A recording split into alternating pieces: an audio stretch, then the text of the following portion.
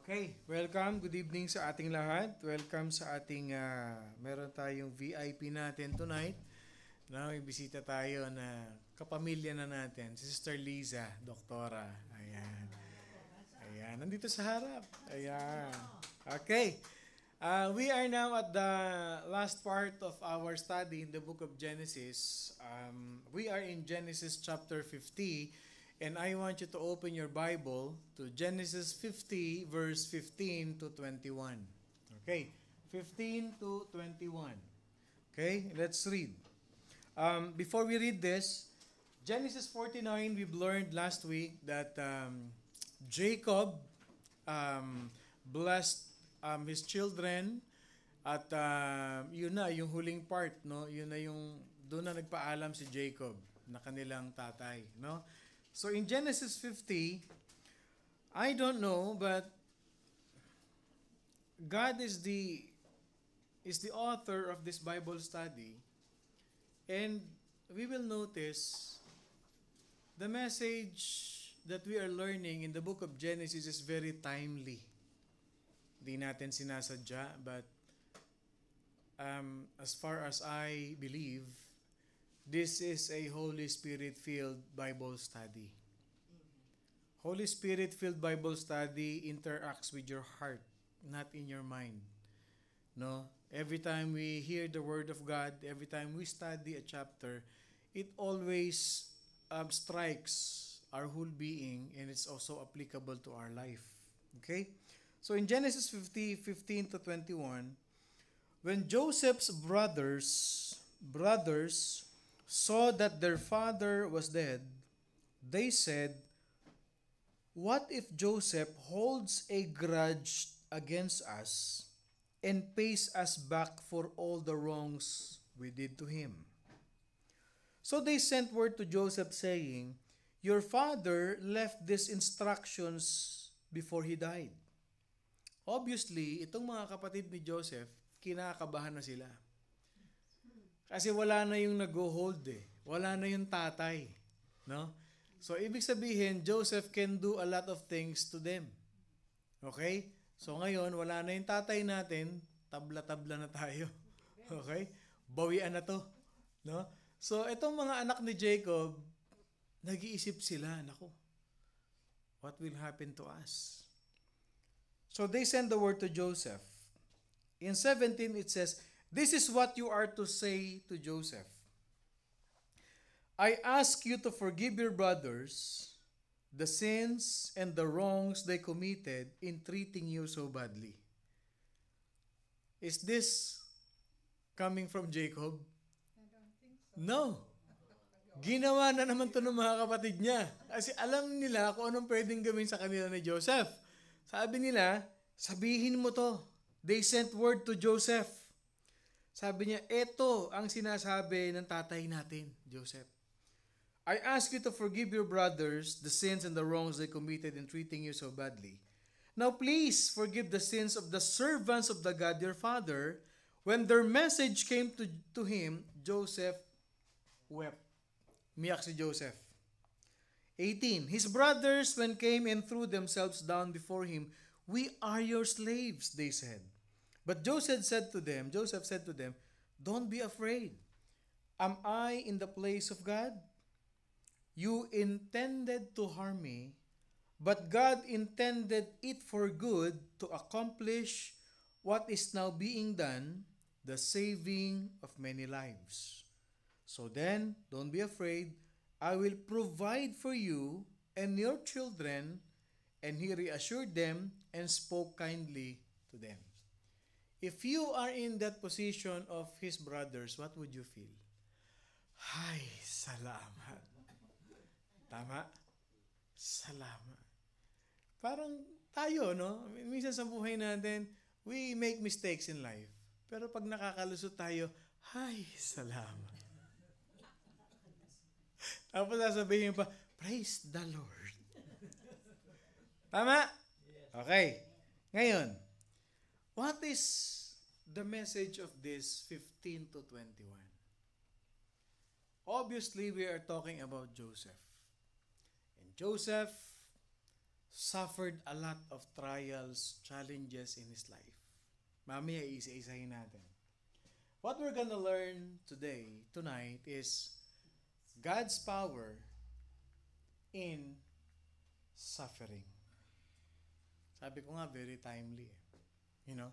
But this is the context of the verses that we're gonna learn tonight. Okay? This world that we live in is an overwhelming statement of the power of God. Yes, indeed. We see the power of the Lord manifested in the lives of the redeemed. In our life. No, tayo, mga redeemed tayo eh. Tinubos tayo ni Jesus Christ. When a lost sinner is saved by the grace of God, the power of God raises that sinner, tandaan natin, raises that sinner, binuhay tayo ng Panginoon Diyos to a new life in Jesus Christ. When you got saved, He made you alive. When you accepted Jesus Christ, He has given you a new identity. The old has gone, the new has come. Because you were once dead in your trespasses. We were considered as dead. Yes. But when we come to know Jesus Christ, we come back to life. Nagkakaroon tayo ng buhay. Mga kapatid, the power of God makes the converted person, a Christian, into a new creature. Because the power of God changes life. Binabago tayo ng kapangyarihan ng Panginoon. The reason why you are a new creation now is because of the power of God. Because out of your own strength, hindi mo kayang baguhin ang sarili mo. Hindi natin kaya. Kahit anong gawin natin, we can never change on our own power. It is only by the grace of God. We see the power of God revealed so much in our life, which most of the time we take for granted. Ang tawag dyan, hindi mo na-appreciate yung ginagawa ni Lord sa buhay mo. So we take for granted the power of God. Mga kapatid, it's easy for us to see the power of God if our life is in a state of happiness. Tama? Parang madali sa ating tanggapin na may Diyos na ako talaga kasi ang ganda ng trabaho ko. Ang laki ng sweldo ko. May bonus pa ako. Wala akong problema sa buhay. Hallelujah! Praise the Lord. Amen. Now, the question is, most of us, it is so hard for a Christian, for a person to see the power of God in our lives when we are hurting. When we are being broken, when we are confused, when we are weak at some point in our life, it is very impossible to see the power of God. When everything is turning into dust, parang lahat ng effort mo, lahat ng ginagawa mo is nothing. And you can say, I cannot see the power of God. I cannot feel God.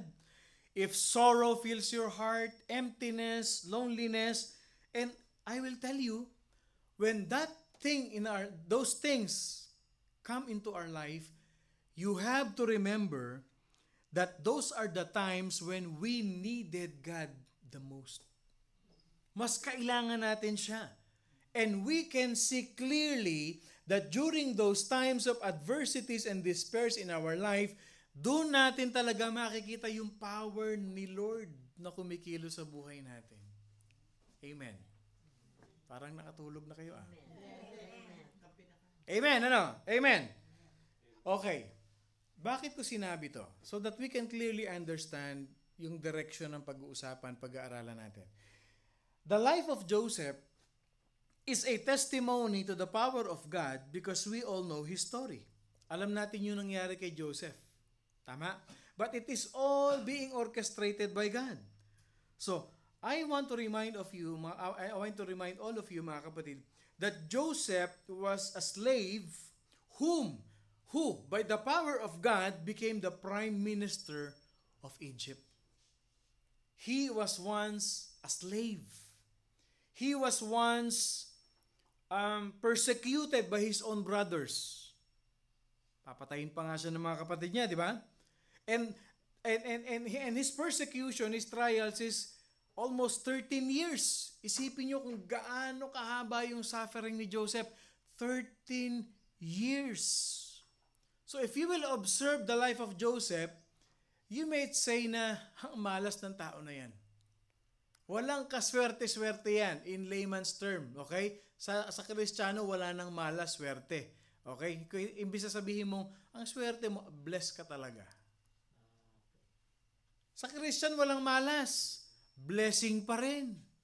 Kaya siguro sinasabi ng iba, mga born again, mga baliw yan eh. Bakit ka mo, nahulog na sa jeep, hallelujah, praise the Lord pa raw. Hindi nila alam, the reason why we say hallelujah, praise the Lord, because we're still alive. Tama? Kaya lang kasi ibang Kristiyano, mali ang paggamit.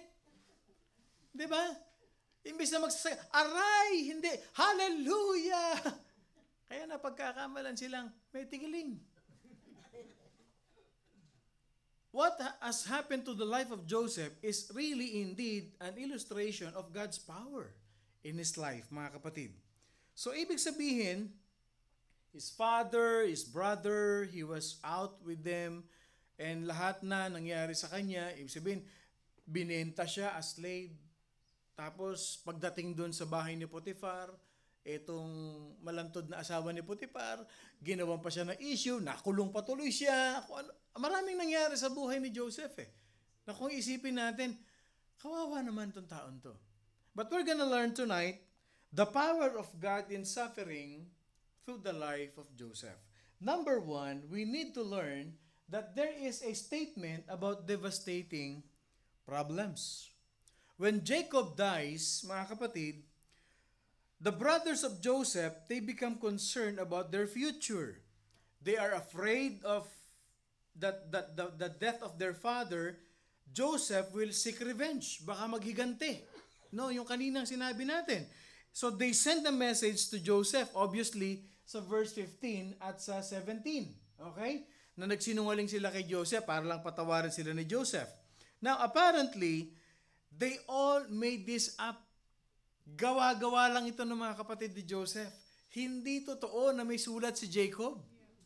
Tama? Kasi si Jacob, busy siya na inanoint niya yung mga anak niya at saka yung apo niya. Wala nang time na magsulat pa si Jacob about forgiveness for his brothers. So, anong ginawa ng mga brothers niya? What did they do? Just to make sure, para makasiguro, his brothers came and threw themselves down before him. We are your slaves, they said. They surrendered to Joseph, mga kapatid. And they are sure about Joseph na hindi maghihigante. Bakit kamo? Look at what Joseph said. Okay. In verse 20, as for you, you thought evil against me. Okay. Doon sa statement ni Joseph na yon, you meant evil against me. Ano yun? Nandun na lahat yung 13 years of suffering ni Joseph. Doon sa compound statement ni Joseph na yon. Nandun na lahat na kung babasahin natin yan, mga kapatid, that statement shows the memories of Joseph that he still remembers the things that happened to his life. Yung kailangan niyang pagdaanan. And I'll give you a quick review. Tignan niyo ha. In Genesis 37, he was hated by his brothers. Ito yung mga pinagdaanan, yung pait ng buhay ni Joseph. Ito yan. They threatened to kill him, but ended up selling him to Ishmaelites, traders, as slave. And the Ishmaelites sold him to the captain of Egyptian Pharaoh's guard, a man named Potiphar. Andiyan na yung mga verse ha, para meron kayong reference. Potiphar's wife attempted to seduce Joseph, but he refused. So ang ginawa ni Mrs. Potiphar, she spread a terrible lie that Joseph had attempted to rape her. Kita ninyo yan? And what is the result? Potiphar sent Joseph into prison. So Joseph suffered in the Egyptian prison for many years. Ang tagal niyang pinagdusahan yung kasalanan na hindi naman niya ginawa. Maganda ba o mapait ang buhay ni Joseph? Mapait. Papatayin ka ng kapatid mo, hinulog ka ron sa balon na walang tubig, binenta ka, nawala ka sa piling ng tatay mo, tapos binenta ka pa ulit, ginawa kang alila sa bahay, tapos napagtripan ka ng asawa, hindi mo pinatulan, pinakulong ka, and you suffered in the prisoner. Sabi niya, and then what, alam niyo ba yung istorya ni Joseph? May baker at saka yung ano? Yes. Yung butler? Kinalimutan siya. Sabi niya, oy, paalala niyo naman ako pag lumaya kayo, di ba? Yung isa patay, yung isa nabuhay, pero hindi siya naalala. Along the way, Joseph was bound in chains and he experienced great pain. Makikita lang natin yung mga blessing ng Lord sa buhay niya, but if we will analyze, he suffered great pain. Mental torture too. And it's not that easy. That was really hard. So, though we did not walk in the path of Joseph, mga kapatid, we can understand the reality of suffering and sorrow. That suffering and sorrow can touch one life or the other. Na pwede rin nating pagdaanan. Why? Because that is the way of life in this world. And even Jesus Christ Himself, tandaan niyo, sinabi ni Jesus Christ yan, it's not about you're a Christian na hindi ka makakaranas ng suffering. Ang good news, pag naging Christian ka na, mas matindi ang suffering mo. Do you believe in that? Yes. Sabi ni Jesus dito, sabi ni Jesus, di ba? Ano sabi niya? These things I have spoken unto you, that in me you might have peace. In the world you shall have tribulation.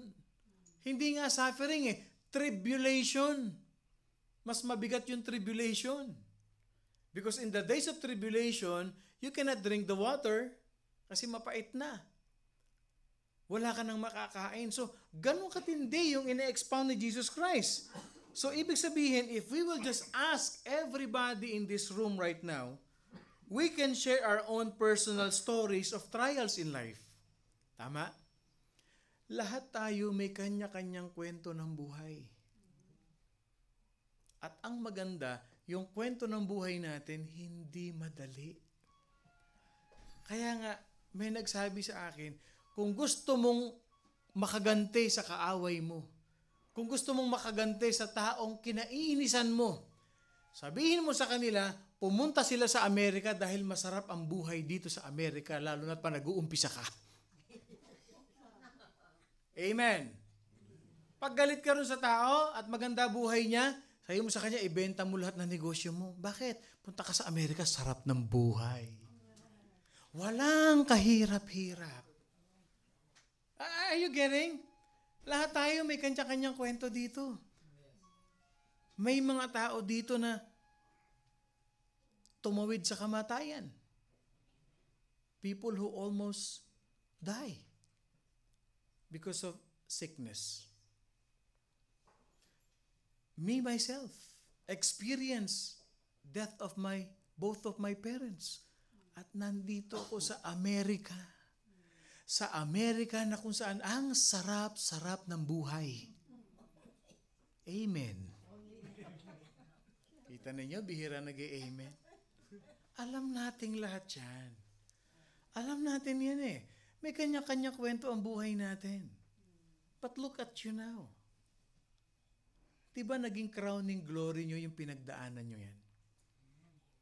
And you are here now, listening to the Word of God and realizing yung sinasabi ni Pastor, totoo yan. Kasi pinagdaanan ko yan. At ngayon pinagdadaanan ko. The marks of this world will be banned forever pag na kay Jesus tayo. Because He will give us hope. Church, sabi ni Lord sa Revelation, and my God shall wipe away every tears. Pag nandun na tayo sa Kanya, lahat ng luha, wala nang pila sa prescription, wala nang iinom ng painkiller, kasi wala nang sakit ng tuhod sa langit. Amen. Yan tayo mga Christian That is our hope in Jesus Christ. Look at Joseph. He became victorious So there is a statement about a devastating problems in life. But one thing for sure, walang malaki, maliit na problema kay Lord. Amen. Church, point number 2 will teach us that there is a statement about divine providence. Ano yung divine providence na yan, Pastor? Sipin niyo 15 to 21 pinag-uusapan natin ha. After speaking of the evil intentions of his brothers to him, okay, pinaalala ni Joseph, sabi ni Joseph, kahit na ginawa niyo ko ng katakot-takot na kasamaan, you intended harm to me. Sabi niya, pinaalala ni Joseph sa kanya yun. But Joseph begins to speak about the providence of the Almighty God. Na kahit ganun ang pinagdaanan niya, may provision pa rin si Lord sa buhay niya. And he wants his brother to know. Gustong ipaalam ni Joseph, alam niyo kahit ako, ginanon niyo ako, pero dahil may Diyos ako. Parang ikaw, kahit nangyari sa buhay ko ito, nag-fail yung marriage ko, nasira ang buhay ko, pero dahil may Diyos ako, binuo niya ako ulit. Naging maayos na tao ako. I become a better person because God has given me a new identity. And if it wasn't from God, hindi ako magkakaganito. Si Lord ang nagbigay sa akin yan. He wants them to know that his brothers are not in control of the situation, but God is in control. Ipinakita niya sa mga kapatid niya, look at me right now. This is because I have faith in God. At lahat ng nangyari sa buhay ko, lahat ng nangyari sa buhay natin, God is in control. Here's what I found. Tinan ninyo, sumasagot. That's true, mga kapatid. So all through the events of Joseph's life, different people seem to hold all the power. Bakit kamo? Yung power ng mga kapatid niya, the power of the Ishmaelites, the power of Potiphar, the power of the prison keeper. Lahat yun, lahat ng power pinagdaanan ni Joseph. Whether it was his brothers, whether it was the traders or the Potiphar's wife, it appeared that many people, mga kapatid, had their hand directing the course of all the events of Joseph's life. Na parang dumaan siya lahat sa kamay ng mga tao na yon para mangyari sa buhay niya. And that is just how things appeared. Di ba ikaw din? Nung asawa mo pa yun, nung kasama mo yung tao na yun, parang nasa kamay niya yung power na siya yung nagpapatakbo ng buhay mo. Nung nagtatrabaho ka pa sa ganun, parang siya ang may-ari ng buhay mo. But all those things, God allowed it because God is in control. So many people, they don't understand how God works. Tandaan natin, His thoughts is not ours. And His ways, yun eh. But if you have that faith in Jesus, same as Joseph, Lord, I know that you are in control of this situation. Because there is what? A divine providence of the Lord. Tandaan mo kapatid, anak ka ni Lord. Hindi ka niya pababayaan. Though you may feel weak, pero ano sabi ng Bible? You will soar like an eagle. Hindi ka mapapagod. So, through all that things that happened to him, God was the one who is directing the events of Joseph's life as well as your life and my life. Because that is the place where God wanted him to be. That is the place where God wanted you to be. This is the event, this is the situation that God wants us to be because He is directing our life. Pinagkatiwala mo kay Lord yung buhay mo eh. Tama? Pinagkatiwala mo sa Kanya. So, padadaanin ka talaga dun sa daan na gusto niyang pagdaanan mo. And I'll say this to you, just allow yourself. Submit yourself to God kasi kaya kanya pinadadaan doon, hindi para patayin ka, para patibayin ka sa buhay mo. Amen. O, tignan ninyo ngayon. Ano ang ginawa ngayon ni Lord kay Joseph? Kaya maganda itong topic natin, nare-review kayo. Okay? Here are some points. God protected Joseph from the murderous rage of his brothers. Hindi hinayaan ni Lord na patayin siya ng mga kapatid niya. Tama. Ano pa? God saw to it that Joseph was sold to men who would take him to Egypt. Kasi doon ang destiny ni Joseph eh. So siniguro ni Lord, pwede naman siyang dalhin sa Mesopotamia. Pwede siyang dalhin sa ibang lugar. Pero bakit doon siya dinala talaga sa Egypt? What else? God saw to it that Joseph was sold to work in the right household. Isipin ninyo, bahay ni Potiphar. Si General Potiphar. Pwede naman sa bahay ni Sargento. Tama? Pwede naman dalhin sa bahay ni Tenyente Magtanggol. O sa bahay ni Don sino man. Pero bakit doon pa siya dinala? Sa bahay ni Potiphar. God saw to it that Joseph made the right connections in prison in Genesis 39. Yung butler at saka yung baker. Kasi yun ang lumalapit kay Pharaoh. Yun lang ang makapagsasabi. Isn't this an amazing situation? Coincidence ba? O talagang sinadya ni Lord? Parang nakaplano na eh, di ba? Parang nakaplano na. What else? God developed Joseph through all the events of his life to prepare him for the day Joseph would lead the nation and save thousands of people. So through all his journey, God was giving Joseph like what God is giving us. Ano yung binibigay ni Lord sa atin? Grace. The grace of God. Hindi yung grace na masurop magluto ng bagoong. Yung grace ni Lord. The grace of the Lord is the one who is pushing us to go closer to God. The grace of God is the one who is pulling us every time we disobey God. The grace of God is sufficient for us. Na kahit pa sabihin mo na, hindi sinasagot ni Lord yung prayer ko. I've been praying to God to heal me. Paul, were never healed. He pleaded 3 times to God, same as you. Pero sabi ni Lord, my grace is sufficient. Ganito yan. Eto ka. Nagsasuffer ka ngayon. Nagpe-pray ka kay Lord. Lord, alisin mo yung sakit ko. Lord, alisin mo yung sakit ng damdamin ko. Lord, heal me. Lord, strengthen me. Eh bakit hindi ka pinagaling? Bakit nararamdaman mo pa rin yung sakit?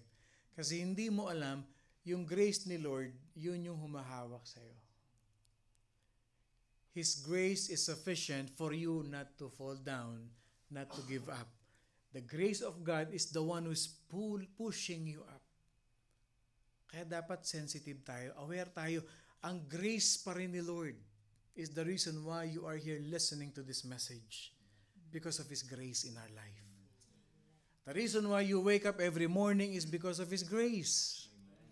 The reason why you still have your job is because of the grace of God. Amen. Amen. Kala ko ayaw ninyo eh. Church, so what we have is the revelation of God's providence that God was working in Joseph, around Joseph, and through Joseph. Not only that, but God is working ahead of Joseph. Because of those things, obviously, God is moving ahead in the life of Joseph. Nakaplano na. Kagaya ng buhay mo. Kagaya ng buhay mo, kapatid. Nakaplano na yung buhay mo sa Lord. Alam ni Lord na balang araw, magiging pastor at pastora yung mga katabi ninyo na yan. Amen. Ayan. Practice nga, pastor. Pakitapik nga yung katabi, pastor. Pastora, kahit ganyan na itsura niya, magiging pastor yan balang araw. Kahit ganyan ang itsura niyan, magiging pastor yan, pastora balang araw. Because of the grace of God. Church, the same thing is true in our lives. Pareho ng buhay natin yan. Most of the time, we cannot see the hands of God working in our life, around us, through us, but the truth is, He is working in your life right now. Yun ang totoo. Kumikilo si Lord, may ginagawa si Lord sa buhay mo. Akala mo lang wala. Church, that is the clear statement of the Scripture. Ano sabi ng Scripture? And we know all things work together for good to them, love God, to them who are called according to His purpose. Church, Joseph is the living illustration of the truth, and so are we. So we must learn to rest in the providence of God, which refers to what? The foreseeing care and the guidance of God, His omniscient presence, always directing us for His glory. Kumikilo si Lord sa buhay natin. Anong ibig sabihin nun? Balik tayo ulit dito sa verse na ito. Na lahat ng nangyayari sa buhay natin, it will all work together for good. Amen? Akala lang natin minsan, parang walang kwenta. Parang wala nang sense yung nangyayari sa buhay natin. But the reality is this, it makes sense. The reason why you've been in that kind of life is for you. Bakit hindi nag-success ang marriage mo nun, nung panahon na yun? And you suffered for that person for so many years. Alam mo kung bakit? Pag sinuko mo yung buhay mo kay Lord, if you surrender your life to God, time will come that you can minister to those women who is having that same experience of yours. And you can testify to them, alam mo kapatid, masahol pa ang inabot ko dyan. Yung asawa ko dati, binubunot yung kuko ko. Yung asawa ko dati, walang oras na hindi laseng. Binubugbog ako. Ang daming ginawa sa akin, pero hindi ko maintindihan kung bakit nangyari sa buhay ko. But then, here you go. God is using you. Ikaw na yung nagko-comfort, ikaw na yung ka-counseling sa mga tao. Sabi mo, Lord, kaya pala dumaan ako doon. So that I can empathize with people who are suffering. And I can give comfort to them by using me as your tool to comfort those people na pag may Diyos, may pag-asa. Anong ginawa mo, ate? Pinag-pray ko. Ano po sabi mo? Lord, baguhin mo. Kung hindi magbago, kunin mo. Simple lang. At least, holy. Pinag-pray. No. Everything that happens in our life, it has a purpose. May purpose talaga.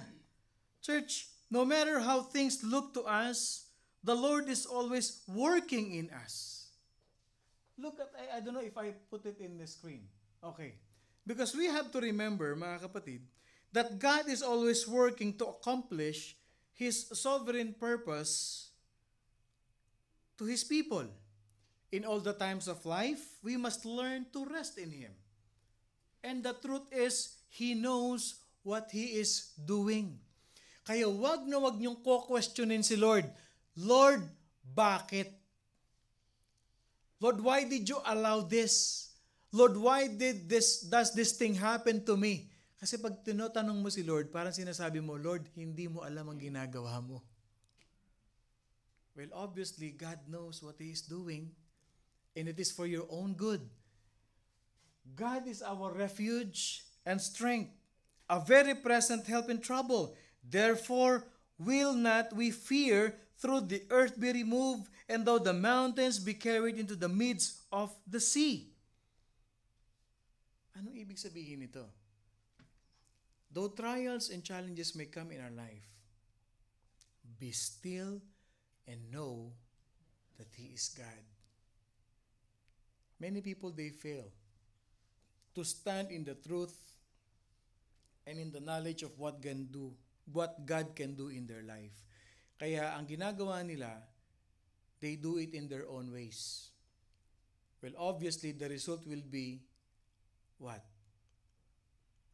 More devastation, more troubles, and more damage in your life. Kasi naiinip ka. Kasi akala mo, hindi ka mahal ni Lord. That leads us to point number 3. A statement about determining power. Okay. Ito yung closing statement ni Joseph. Okay? The closing statement of Joseph is in verse 20. Sabi ni Joseph, you intended to harm me. People intended to harm you. People intended to harm me, to persecute you, to destroy you. Sino dito naka-experience niyan? Once upon a time in your life, there was one person or there are people in your life that they wanted to destroy you. Be honest. They wanted to ruin your reputation. They wanted to destroy what you started in life. They want to take everything from you. Alam niyo kung anong spirit niyan? The devil comes to what? To steal, to kill, and to destroy. Tama? They want to steal your happiness. They want to kill your future. And they want to destroy everything in you. Pero tingnan niyo sabi ni Joseph, you intended to harm me, but God intended it for good. For what? For what? To accomplish what is now being done, the saving of many lives. Anong purpose ni Lord? That Joseph will be the one who will use by God to save many lives. Joseph's words are a window of his faith. Nakita natin dito yung faith ni Joseph. He was able to see the past. He was able to overcome. He was there in Potiphar's house. He was there in prison. He was so much pain and the persecution that he endured at the hands of his brothers just to see the plan of God. But Joseph was able at the end of his life, mga kapatid, to look back across all those years.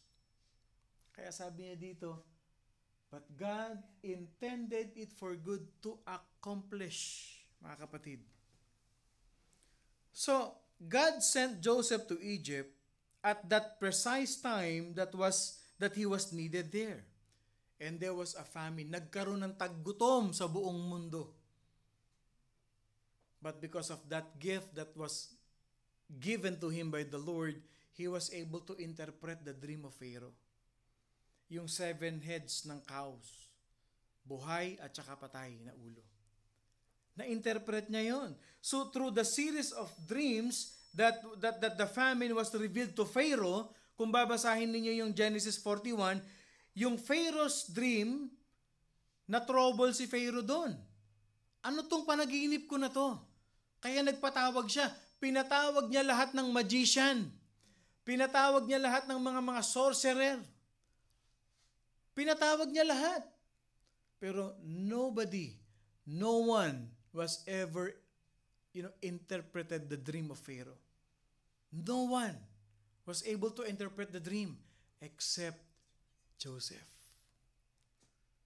Aksidente ba yan? Coincidence ba yan? O plano ni Lord?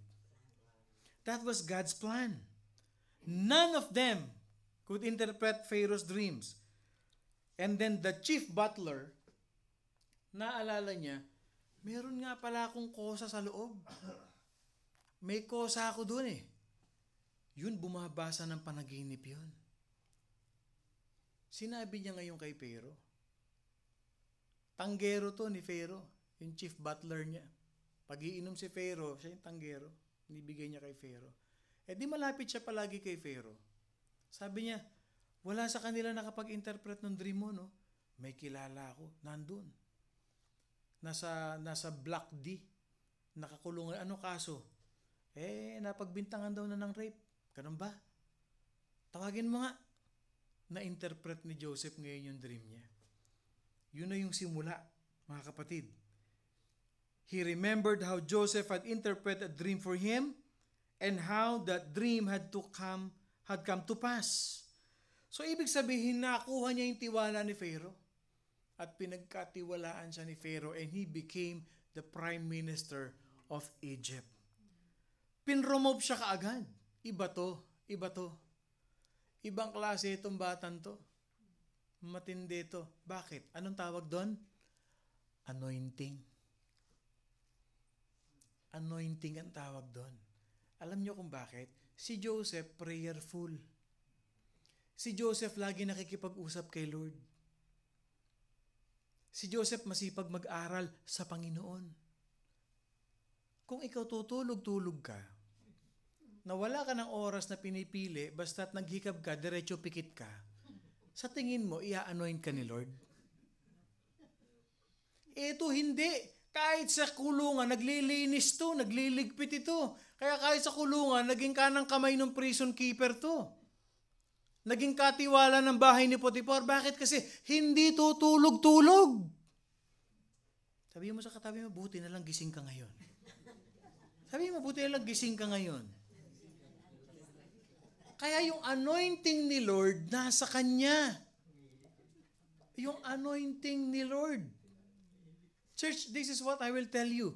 We as followers, believers of Jesus Christ, do not aim to be the greatest, but aim to be anointed.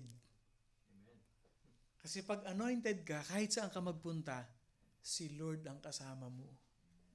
Hindi yung unan at yung kumot mo. Amen. May mga tao pagka nag-aalis ng bahay, ang ginagaya kaagad pantulog. Tama? Yung pantakip sa mata, baka hindi makatulog, maliwanag doon.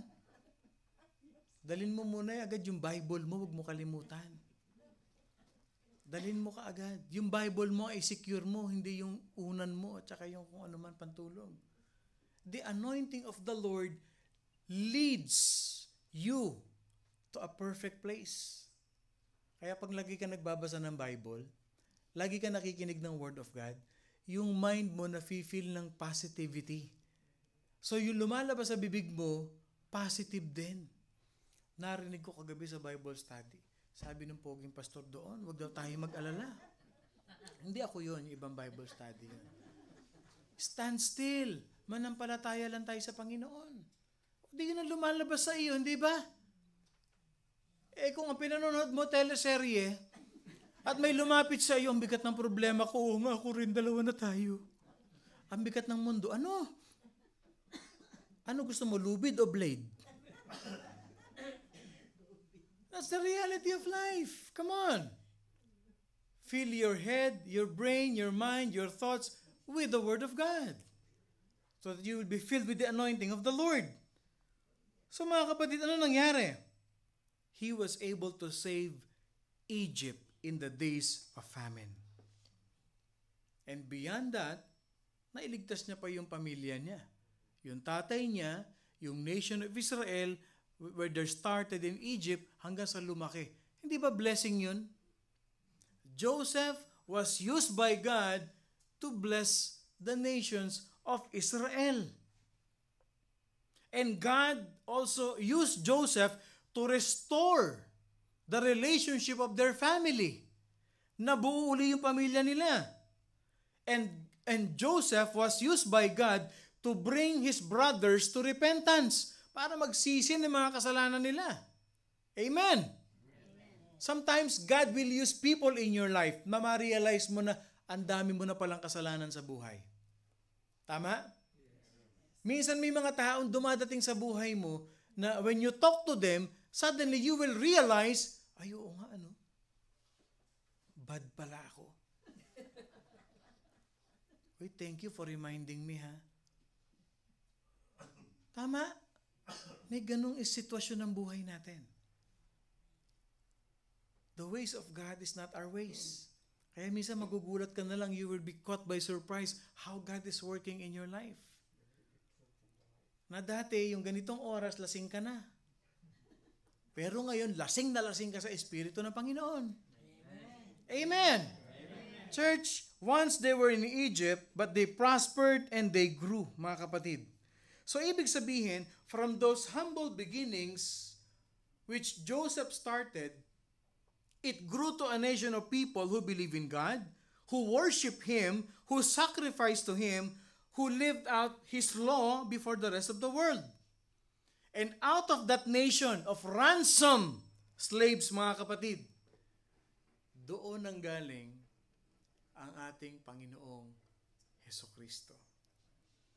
Out of that nation came our Redeemer, our Lord Jesus Christ, that He who is the Son of God. And when He was born into this world, God became man and He walked among men. Nabuhay siya. In the beginning was the Word, and the Word was with God, and the Word was God, and the Word became flesh and dwelt among us. Naging tao siya, mga kapatid.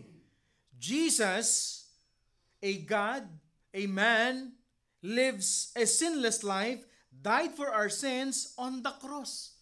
And on the third day, He rose again by the power of His glory, where He lives forever to make intercession for us. Church, it's all about what happened to Joseph. Kasi alam niyo, kung hindi naging governor si Joseph, patay na ang lahi ni Jacob. Patay sa gutom. Kung hindi na interpret ni Joseph yung dream ni Pharaoh, obviously 80% of the Egyptians are already dead, even the descendants of Jacob. Worldwide famine yun. Walang nakakaalam na magkakaroon ng 7 years na taggutom. Ikaw nga lang, maghapon ka lang hindi kumain, feeling mo, mamamatay ka na eh. Tama? Yung 2:00 na, hindi ka pa nanananghalian, bubulyawan mo na yung asawa mo, di ba tayo kakain? May sinasabi pa, kinakain na ng malaking bituka yung maliit na bituka daw. Ito 7 years, famine, walang makain. Isipin ninyo yun, no? Tayo maghapon lang, mainit na ulo natin. May pagkain naman, ayaw mo lang kainin. Choosy ka pa. Church, it is all about God's plan.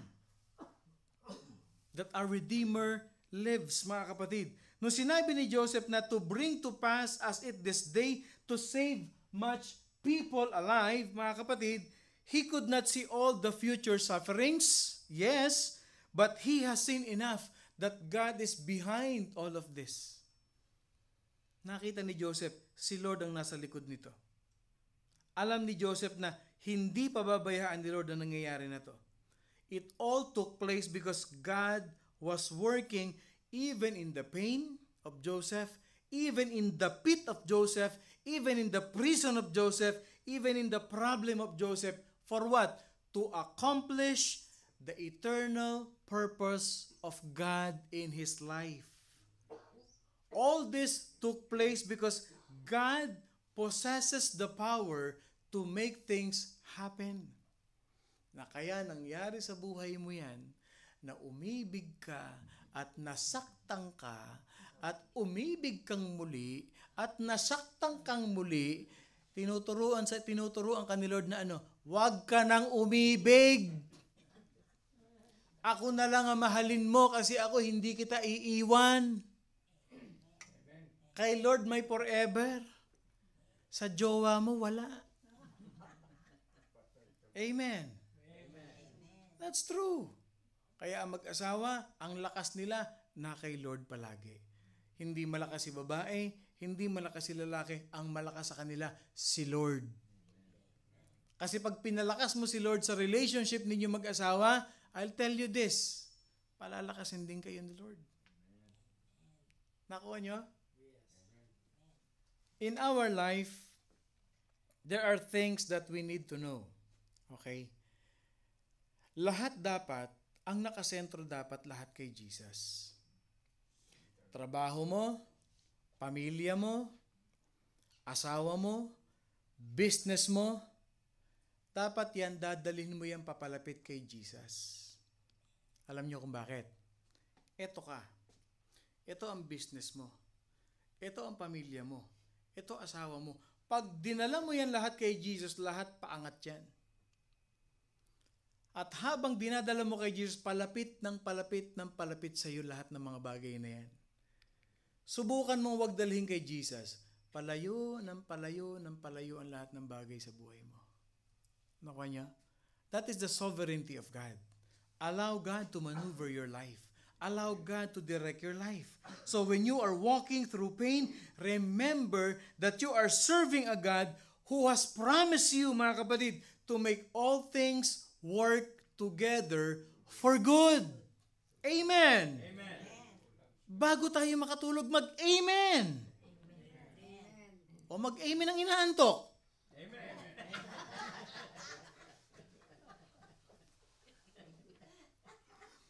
When we are in that situation, when we are in our pit, when we are in the prison, when we are in our pain, I'll tell you this, God is preparing for your tomorrow.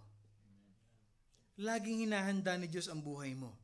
But times that we forget our God, that God is working both ends of time, that He will accomplish His will on us, He will accomplish the things around us.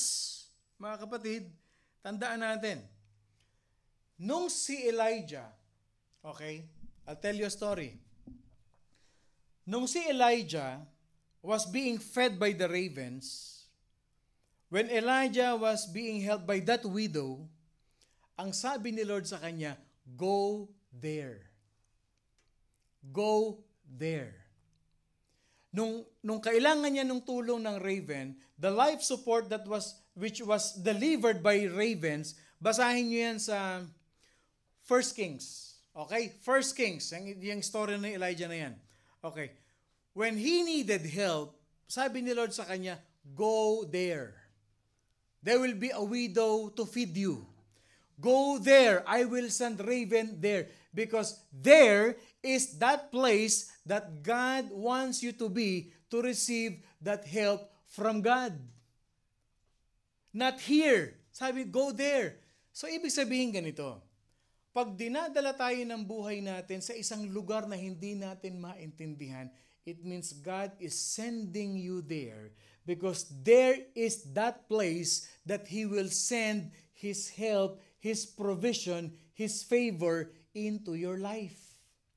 Kaya ka magtatanong, Lord, bakit ako nandito? If you believe in God, Lord, thank you for sending me here. Right here is where I will receive your favor. Tandaan natin ito as we end. Okay? How many of us have been through North Pole or yung mga nagyayelo na mga rivers or bed of waters na nag-a-ice? Yan si Kuya Jim. Tita, tatlo lang kami, no? Oh, kasi nag-aaral talaga ako sa Canada, mag-ice talaga yan. Joke lang. If you will notice a body of water that has ice, merong thin ice at merong thick ice. Okay? Yung mga thin ice, madali yan, lumulutang yan sa ibabaw. Nakikita nyo ba yan, lumulutang? Ang movement niyan hindi pare-pareho. Okay. Those thin ice, mga kapatid, tandaan niyo, where the wind blows, they will go there. Kasi manipis na yelo yan. But you will be surprised that even though that the wind is going west, sometimes these thin ice are going east or going north. Alam niyo kung bakit? Because there is a strong current under the water that directs them to that direction.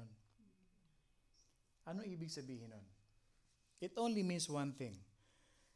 Though the storms of life, the winds of life takes us to a certain point in life where you will suffer pain, you will suffer loss, you will suffer despair, you will suffer disappointment, and that wind is so strong that is taking you. Remember that there will always be a strong current under the water that will lead you to be on that certain area. Kahit na matindi ang hamon ng buhay na hangin, yung kamay ni Lord na umiikot, gumagalaw na hindi natin nakikita, yun ang magdadala sa atin sa tamang kalalagyan natin. Amen. God is always working behind us, in us, through us. So kahit anong pagdaanan natin sa buhay, God loves us and God is working in us. Let us pray. Heavenly Father, we thank you for the life of Joseph, Lord God, that you have shared us a powerful revelation of how you orchestrate things in our life. It may be painful in the times of the pit, in the times of prison where our life was in jail.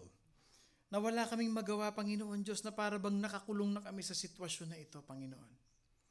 At times in our life na para bang hindi na kami mahalaga sa mga tao. Like the brothers of Joseph who sold him, Lord God. Their own flesh and blood, Lord God. He's been sold as a slave, Lord God. A painful memory of us that seems like even our own family betrayed us. Our own family, Lord God, disappointed us. Our own loved ones, people who hurts us the most, are the most closest to us. Like the life of Joseph, Lord. But here we are right now, enjoying your goodness, your favor in our life. Well, for those so many years na pinagdaanan sa buhay namin, Lord, ngayon nare-realize namin that there is a purpose why we have to go through it. Na may purpose ka na, kaya mo pinatibay yung mga anak mo. Kaya namin nakikita na lang, Lord, in our memories yung mga sakit. Is because you have made us a new creation.